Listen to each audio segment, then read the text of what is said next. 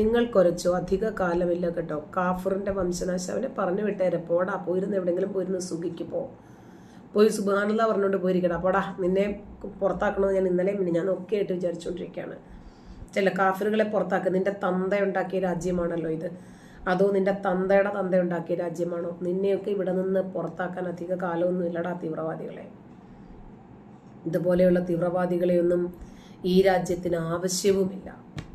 ഇത് നിങ്ങൾക്ക് ഇപ്പം മനസ്സിലാകത്തില്ല, കുറച്ചൊന്ന് കഴിഞ്ഞോട്ടെ കേട്ടോ. നരേന്ദ്രമോദി തന്നെ നിങ്ങൾക്കത് മനസ്സിലാക്കി തന്നോളും. ഇനി ഹംസയ്ക്കും പോകാനുള്ള സമയമായിട്ടുണ്ട്, ഞാൻ റെഡിയാക്കി തരാം. അതായത് വർഗീയതയും ഭീകരവാദവും തീവ്രവാദവും അന്യമത വിരുദ്ധതകളും അന്യമതസ്ഥരെ അസഹിഷ്ണുതയോടുകൂടി കാണുകയും ചെയ്യുന്ന രീതി ഇവരുടെ രക്തത്തിൽ അലിഞ്ഞു ചേർന്ന സ്വഭാവമാണ്. കാരണം ഇവർ പ്രതിനിധാനം ചെയ്യുന്ന ഗ്രന്ഥത്തിന്റെ പ്രശ്നമാണത്. ഇപ്പോ ഓരോ ദിവസവും ഒരു മുസ്ലിമിനെ സംബന്ധിച്ചിടത്തോളം 17 തവണ തുടിക്കുന്ന ഹൃദയത്തിന് മുകളിൽ കൈവച്ചുകൊണ്ട് അവൻ പറയുന്ന ഒരു വാക്കുണ്ട്. എന്താണെന്നറിയാമോ?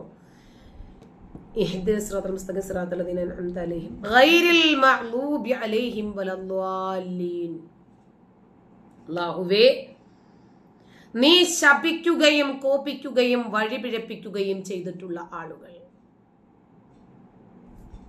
ഹംസ പോയ ആദ്യം നിന്റെ ഡാഷ് അങ്ങ് ചൊരണ്ടിക്കള. ചെല്ല, ഇവിടെ ഷേവ് ചെയ്യുന്ന സ്ഥലമല്ലടാ, നീ അങ്ങനെയുള്ള സ്ഥലത്തേക്ക് പൊയ്ക്കോ മോനെ ഏട്ടാ. ഇവിടെ നിൽക്കണ്ട മോൻ, ഇവിടെ നീ ഉദ്ദേശിക്കുന്ന സ്ഥലമല്ല, നീ സ്ഥലം മാറിയെത്തിയതാണ്. അവന്റെ ഡാഷ് കളയാന്ന് പറയുക, മോനങ്ങ് പൊയ്ക്കോ. അപ്പൊ ഓരോ ദിവസവും ഒരു 5 നേരം നമസ്കരിക്കുന്ന വിശ്വാസിയെ സംബന്ധിച്ചിടത്തോളം അവൻ തുടിക്കുന്ന ഹൃദയത്തിന് മുകളിൽ കൈവച്ചുകൊണ്ട് പറയുന്നു, അല്ലാഹുവേ, നീ വഴിപിഴപ്പിച്ചവരിൽ നിന്ന് ഞങ്ങളെ രക്ഷപ്പെടുത്തണേ, അവരുടെ വിഭാഗത്തിൽ നീ ഞങ്ങളെ ഉൾപ്പെടുത്തരുത്. നീ കോപിക്കുകയും നീ വഴിപിഴപ്പിക്കുകയും ചെയ്ത വിഭാഗത്തിൽ നീ ഞങ്ങളെ ഉൾപ്പെടുത്തരുതേ അല്ലാ. 17 തവണ ഓരോ വ്യക്തിയും പറയുന്നതാണിത്. അതുപോലെ നിങ്ങൾ ഏത് ഖുർആനിന്റെ പരിഭാഷകൾ എടുത്താലും നിങ്ങൾക്കത് കിട്ടും. ഞാൻ പറയുന്നത് കള്ളമാണെങ്കിൽ നിങ്ങൾ പോയി നോക്കുക. 1-ാം അധ്യായമായ സൂറത്ത് അൽ ഫാത്തിഹയുടെ അവസാന ഒരു വചനം മാത്രം നിങ്ങളൊന്ന് നോക്കിയാൽ മതി, അതിൻ്റെ അർത്ഥം മാത്രം നിങ്ങളൊന്ന് നോക്കിയാൽ മതി. എൻ്റെ പ്രവാചകൻ പഠിപ്പിച്ചത് ചെറിയ കാര്യങ്ങളാണോ? നബി പറഞ്ഞത് തീർച്ചയായും നിങ്ങൾ ജൂതന്മാരോട് യുദ്ധം ചെയ്യുക തന്നെ വേണം. അതല്ലേ ഹമാസ് ഇത്രയും കാലവും ഇസ്രായേലിനോട് ചെയ്തുകൊണ്ടിരിക്കുന്നത്.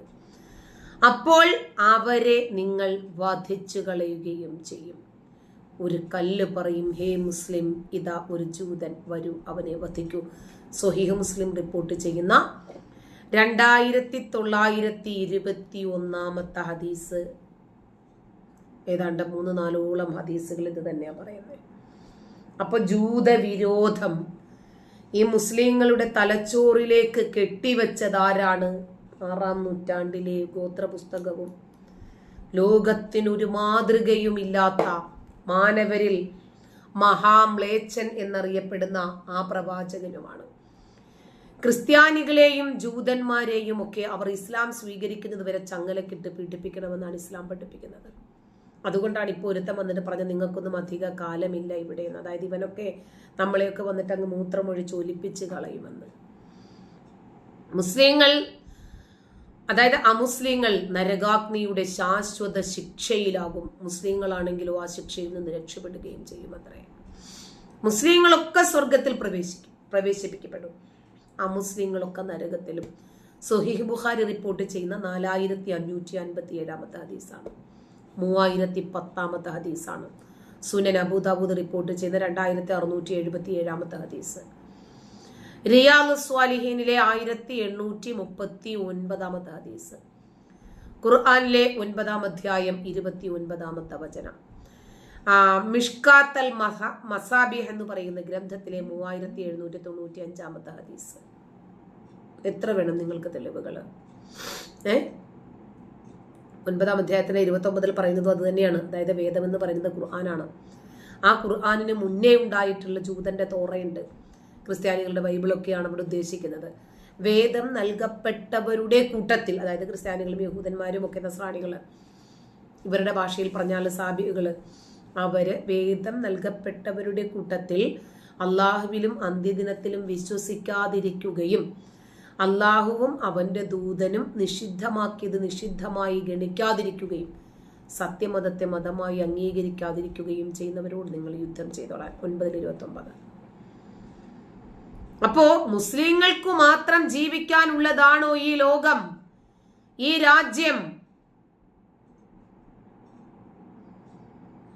അയ്യോ, അനീനായോട് ഞാൻ ഇനി വന്നു പറയണോ?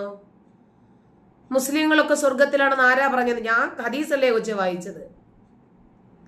ആദ്യം തോക്കിനകത്ത് കയറി വെടിവെക്കല്. ഞാനിപ്പോ എത്ര ഗ്രന്ഥങ്ങൾ പറഞ്ഞു തെളിവായിട്ട്. മുസ്ലിങ്ങളൊക്കെ സ്വർഗത്തിൽ പ്രവേശിപ്പിക്കും, അമുസ്ലിങ്ങളൊക്കെ നരകത്തിലുമായിരിക്കും എന്ന് പറഞ്ഞ ഗ്രന്ഥങ്ങളാ ഞാനിപ്പോ പറഞ്ഞതല്ല. നിങ്ങളൊക്കെ എവിടം കൊണ്ടാ പിള്ളേരെ ഈ കേൾക്കുന്നത്? ഒരു കാര്യം പറഞ്ഞ് തീരുന്നതിന് മുമ്പ് അത് തന്നെ ചോദിക്കുന്നത്. ഞാനിപ്പോ ഏകദേശം 5ഓളം ഗ്രന്ഥങ്ങളുടെ പേരും ഹദീസ് നമ്പരും അടക്കമാണ് പറഞ്ഞത്. ഈ ഗ്രന്ഥത്തിലാണ് മുസ്ലിങ്ങളൊക്കെ സ്വർഗത്തിൽ പ്രവേശിക്കുമെന്ന് പറഞ്ഞത്.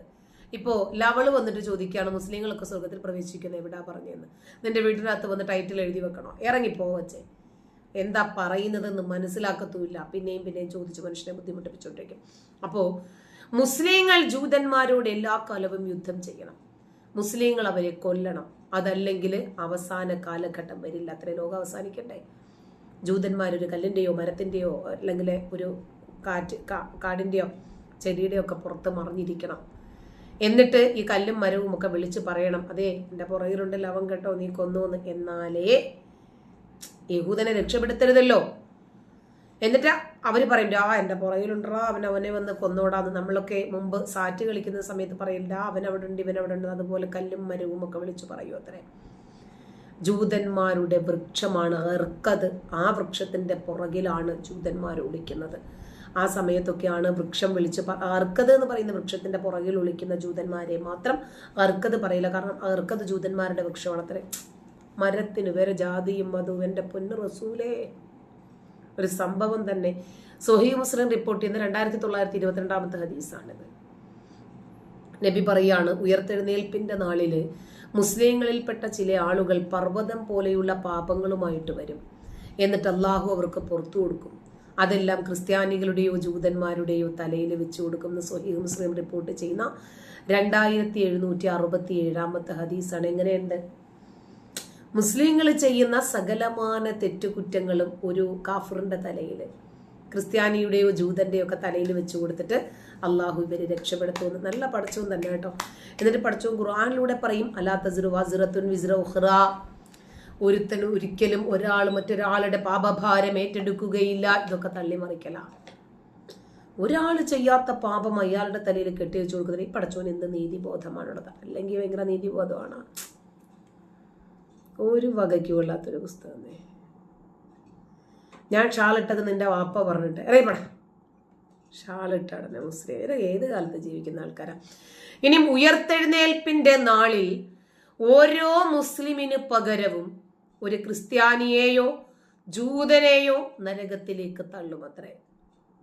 എന്നിട്ട് മുസ്ലിങ്ങളോട് പറയുമെന്ന്, ഇത് നിനക്ക് നരകത്തിൽ നിന്നുള്ള മോചനമാണെന്ന് സ്വഹീഹ് മുസ്ലിം റിപ്പോർട്ട് ചെയ്യുന്ന 3-ാമത്തെ വാള്യം 49-ാമത്തെ ഭാഗം ഹദീസ് നമ്പർ 49 തന്നെ. എങ്ങനെയുണ്ട്? അതെ, അനീന ഷംസീറിനോട് ഷമീറോ പറയണം, കൂടുതലൊന്നും പറയരുത് നിന്റെ ഗ്രന്ഥത്തെക്കുറിച്ച്. നമ്മൾ ഗ്രന്ഥം കൂടുതൽ ഇങ്ങോട്ട് എടുത്തിടും കണ്ടോ. ഞാൻ വേറൊരു വിഷയത്തെക്കുറിച്ച് സംസാരിച്ചുകൊണ്ടിരുന്നതിൻ്റെ ഇടയ്ക്കാണ് ഈ പെണ്ണ് വന്നിട്ട് ഇത്രയും എന്നെ കൊണ്ട് പറയിപ്പിച്ചത്.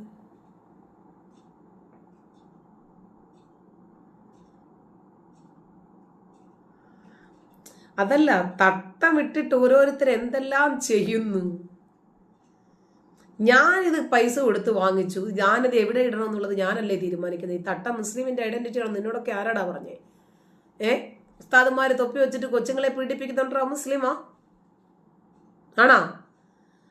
പെണ്ണുങ്ങൾ ഗൾഫിൽ നിന്നേ മലദ്വാർ ഗോൾഡും ഉമ്മറം ഗോൾഡും ഒക്കെ ആയിട്ട് ഇങ്ങോട്ട് വരുന്നുണ്ട്, കാണുന്നുണ്ടോ നീ?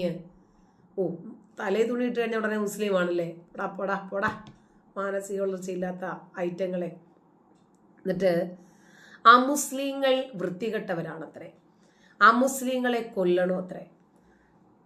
ക്രിസ്ത്യാനികൾക്കും ജൂതന്മാർക്കും മാത്രം ജിസിയ നികുതി കൊടുക്കണമെന്ന്.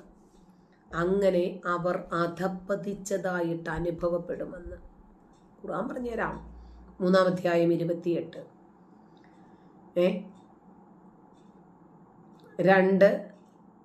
2:191, 5:33, 8:12, 8:39, 8:55, 9:5, പിന്നെ 9:14, 24, 28, 29, 123.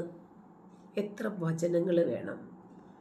66:9, 9:73. ഇബ്നു കസീർ റിപ്പോർട്ട് ചെയ്യുന്ന പിന്നെ അതിൻ്റെ വിശദീകരണങ്ങളൊക്കെ ഒന്ന് നോക്കിയാൽ മതി. 98:6.